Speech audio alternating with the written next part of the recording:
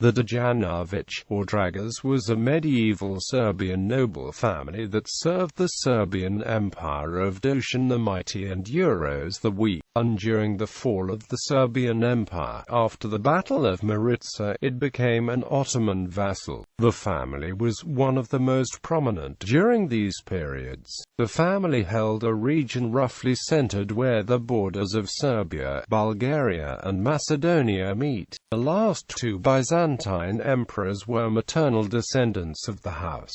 The progenitor, Dejanović, was a magnate in the service of Emperor Dušan, and also the emperor's brother-in-law through his marriage with Teodora Evdokia. Dejanović held the zup of Zaglajovo and Preševo under Dušan, and later received the title of despot during the rule of Dušan's son, Emperor Uroš V, when he was appointed the administration upper Struma with Velbutst, after the death of powerful despot Jovan Oliver. After Dejanović's death between 1358 and 1365, most of his province was given to Vlatko Paskasic, besides the initial counties of Zaglajovo and Preševo, which were left to his two sons, Jovan and Constantine. The brothers, who ruled jointly, managed to double the extent of the province during the fall of the Serbian Empire following Emperor Uroš V's death. Chiefly to the south, the lands now covered from Vranja and Preševo to Radomir, in the south to Stip, Radović and Strumica. In 1373, 2 years after the devastating Battle of Maritsa, the brothers became vassals to the Ottoman Empire. After the death of Jovan in 1377, Constantine continued to rule under Ottoman overlordship. Constantine and his provincial neighbor and fellow Ottoman vassal, Prince Marko, fell at the Etrovine, serving the Ottoman Empire. The Dejanović family built and reconstructed several churches and monasteries throughout the province. Some of these include the Zemun Monastery and Arhalivica Church built by Dejanović, and the Poganovo Monastery and Osigovo Monastery, built by Constantine. Constantine had married his daughter Yelena to the Byzantine Emperor Manuel II Palaiologos, from which the last Byzantine emperors John VIII and Constantine XI sprung. Constantine XI, who died defending Constantinople from the Ottomans in 1453, was known by his mother's surname, in Greek, Dragaš's family. There are possible portraits of the family in the monasteries, but it is not affirmed that these represent Dejanović's family. History.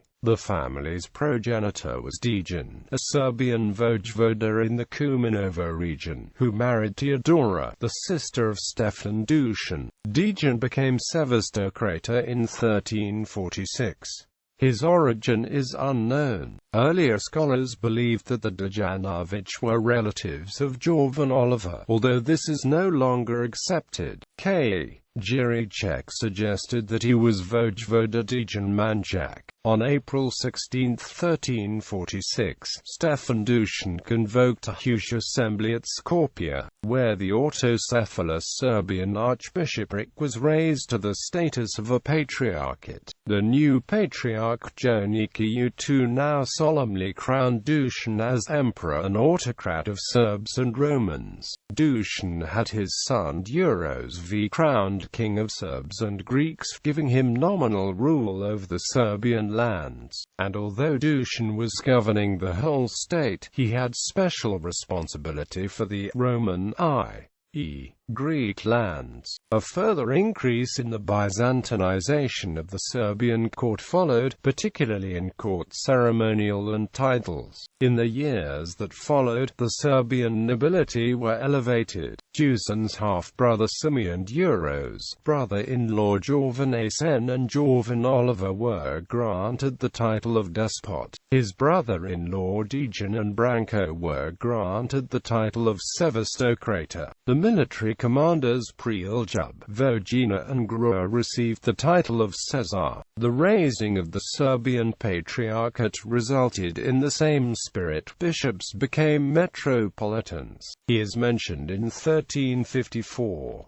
According to Stefan Dušan's charter to the monastery of Arhilavica, Sevastokrata whom he called his brother, possessed a large province east of Skopska Crna Gora. It included the old Zupa of Zeglijevo and Prisevo. Based on the charter, Arhilavica was situated where the granted villages of Podlasani, Izva and Rusinci lay, in the slopes of Jeza. The fact that Dejanović built Arhilavica rather than renovated is evidence of his economical strength. Dušan also granted a church Metakion and 2 villages in the region on his own behalf. Dejanović was one of the prominent figures of Dušan's reign and during the fall of the Serbian Empire after Dušan's death. Under Emperor Dušan, despot Jovan Oliver, with his brother Bogdan and Sevastokrata Dejanović, ruled over all of eastern Macedonia. He is not mentioned much in Dušan's military endeavors, although the reputation of him and his successes suggest that he was involved in most of Dušan's successes. His prominence beyond Serbia is evident from the fact that Pope Innocent VI addressed Dejanović in 1355, asking him to support the creation of the union between the Catholic Church and the Serbian Orthodox Church. Dejanović received the title of despot sometime after August 1355, either from Emperor Dušan, who died on the 20th of December 1355, or his heir Uroš V, most likely under the latter. As despot under the rule of Uroš V, Dejanović was entrusted with the administration of the territory between South Mirava, Pisinia, Skopska Crna Gora, and in the east, the upper Struma River with Velbušt, a province notably larger than during Dušan's life. As the only despot, Dejanović held the highest title in the empire. Dejanović's daughter Teodora was married to Zarko, the lord of Loazita, in 1356.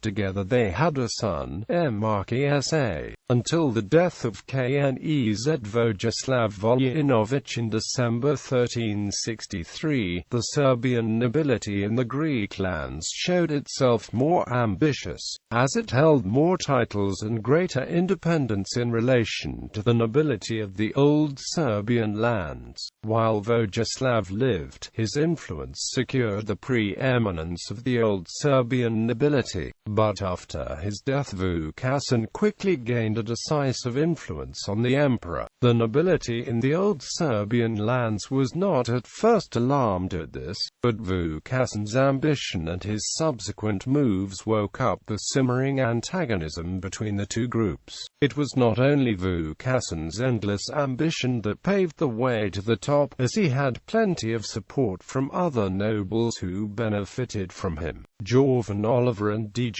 died sometime before 1365. That is when Vukašin was elevated to king as co-ruler to Emperor Uroš V. Mandik believes that Dejanović died in 1358, and that Vukašin took his place as despot, and that Jovan Ugljaša became Veliki Vojvoda. It is unlikely that Dejanović took monastic vows before his death, as his children were still young. His wife Teodora took monastic vows as Evdokia and lived in Strumiga and Kustendal, and she would until her death sign as empress, being entitled so as a female member of the dynasty. After the death of Dejanović, his province, besides the Zupa of Zeglijevo and Upper Struma, was appropriated to nobleman Vlatko Paskasi. The Vukašin Mrnjavčević, of whom there are no notable mentions until 1365, became more powerful after the deaths of Vojislav, Dejanović and despot Jovan Oliver, as Vukašin's rise would have been unlikely during the lifetime of these. Vukašin's younger brother Jovan Ugljaša is thought to have participated in the dismemberment of Dejanović's province, as he used this chance to take the provinces which bordered on the oblast of Ser, which he de facto held. No one looked to the young sons of Dejan, who would later become very important. Dejan's death brought benefit to Vukašin and Uglješa, not so much in territorial expansion, but because Dejan's disappearance ended any stronger candidate to counter the Mrnjavčević family. Jovan received the title of despot, like his father before, by Emperor Uroš. Most of Jovan Oliver's lands were later given to the brothers. It is not known why Jovan Oliver's sons did not inherit his lands. Serbian historian V. Korović considered turmoil and disorder the case, however not knowing the extent it developed to and what the consequences were. Earlier scholars believed that the Dejanović were relatives of Jovan Oliver, although this is no longer accepted. The Dejanović brothers ruled a spacious province in eastern Macedonia in the southern lands of the empire, and remained loyal to Uroš V. After the Ottoman victory at Maritsa, the Ottomans did not immediately start with real conquests in the Balkans, but, reinforcing the positions, stopped to spread their influence and create grounds for further progress. They did not want to cause a persistent struggle from a Christian alliance until they were fully sure. So in the beginning they were satisfied with the Balkan magnate families recognizing the sovereignty and paying them tribute, in order to increase Ottoman financial resources. In that way they did not take Vukašin's province but agreed to let his son and heir Marko rule in the Macedonia region, with the seat at Prilep. In the north of Vukašin's province, Marko's younger brother Andreas held properties. The Vukašin's successors fought with the western and northern Serbian neighbors, who after the death of Vukašin rushed to take over his possessions. Emperor Uroš V died childless in December 1371, after much of the Serbian nobility had been destroyed in Maritsa earlier that year. This marked an end to the once powerful empire. The Vukašin's son Marko, who had earlier been crowned young king, was to inherit his father's royal title, and thus became one in the line of successors to the Serbian throne. Meanwhile, the nobles pursued their own interests, sometimes quarreling with each other. Serbia, without an emperor, became a conglomerate of aristocratic territories, and the empire was thus divided between the provincial lords. Marko, the Dejanović brothers, Đurić Balšić, Vuk Branković, Nikola Altomanović, Lazare Buljanović. The Balšić family took Prizren, and Vuk Branković took Skoplje from Marko. In the new redistribution of feudal power, after 1371, the brothers despot Jovan and Gospodin Constantine greatly expanded the province. Not only did they recreate the father's province but also at least doubled the territory on all sides, but chiefly towards the south. The brothers ruled on the left river side of the Vardar, from Kumanovo to Strumica. In 1373, 2 years after Maritsa, the first mentions are made on the events in the province of the Dejanović brothers, as well as the mutual relation. In June 1373, on the road from Thessaloniki to Novo Brdo, some Ragusan merchants had an accident in despot Jovan's land. Ottoman sources report that in 1373, the Ottoman army compelled Jovan in the Upper Struma to recognize Ottoman vassalage, as Marko had done. Also the Dejanović brothers recognized Ottoman sovereignty.